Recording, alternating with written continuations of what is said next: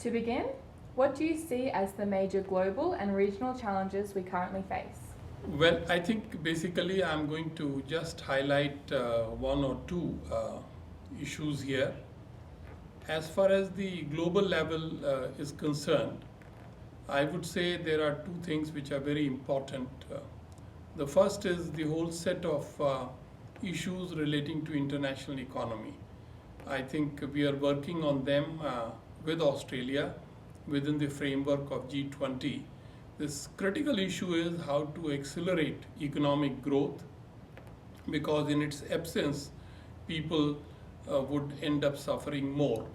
And therefore, G20 really needs to focus a great deal more on what is called development agenda, or focusing on issues which are very important to developing countries and emerging countries as well.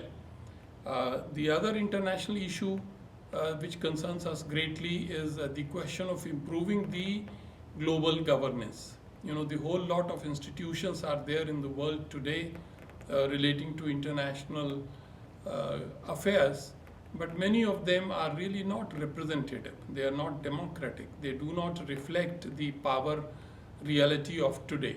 And therefore, we are particularly keen that more work needs to be done by the international community on that. What potential is there for cooperation between India and Australia on these issues? I think there is immense potential of cooperation, and I would say that we already are, India and Australia, working on it. I was in this beautiful country for the past 4 or 5 days, along with a delegation of scholars from India.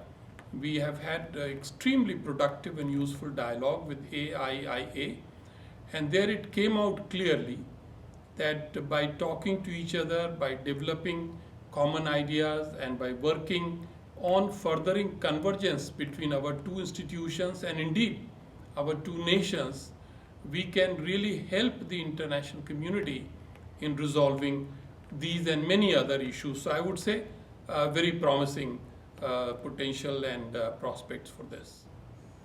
How does India view Australia's alliance with the United States and its relationship with China?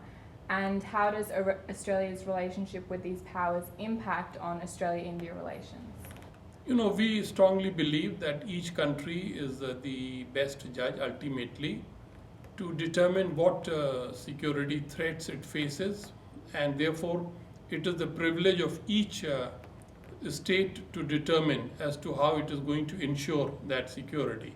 Now, we are fully aware of the alliance system of which Australia is a part. We have never been, part of that alliance or any other military alliance. In contrast, India earlier, when the Cold War was on, followed the policy of non-alignment. After the Cold War was over, India slowly began to develop a new version of non-alignment, which is often called the concept of strategic autonomy. We rather, develop strategic partnerships with countries which are sharing our perceptions of the world. Australia is one of our strategic partners. Insofar as China is concerned, I think we have to recognize that China is an important player or pole or pillar in Asia's power structure today. It's a question of studying China, understanding China, and then ensuring that there is a kind of reconciliation of interests of China as well as the other powers, big or small, in this region. So India particularly favors a multipolar Asia and a multipolar world, a family of nations where countries do what they say or what they claim to be doing. And therefore, we feel that by talking more regularly and more candidly with Australian scholars, Australian officials, and others, India can try to develop a very strong convergence of views between our two countries. And to conclude, what, in your view, are the most promising avenues for greater cooperation and collaboration between Australia and India? Our two countries are really linked by common values. Democracy, Commonwealth, free media, independent judiciary, cricket, other love for sports, and lot of interest in each other's social, cultural, educational domains. So I would say that I'm very pleased to note that in the past decade, and particularly in recent years, this relationship is really moving from strength to strength. I see a great deal of vibrance and vitality in this relationship. My own view would be that while it is for the governments to work on the G to G relationship, the civil society, the strategic community, the academic community, people such as us who are not part of the governments, they can really focus on developing people to people relationship. Even business relationship, it is really for Australia Inc. and India Inc. to develop.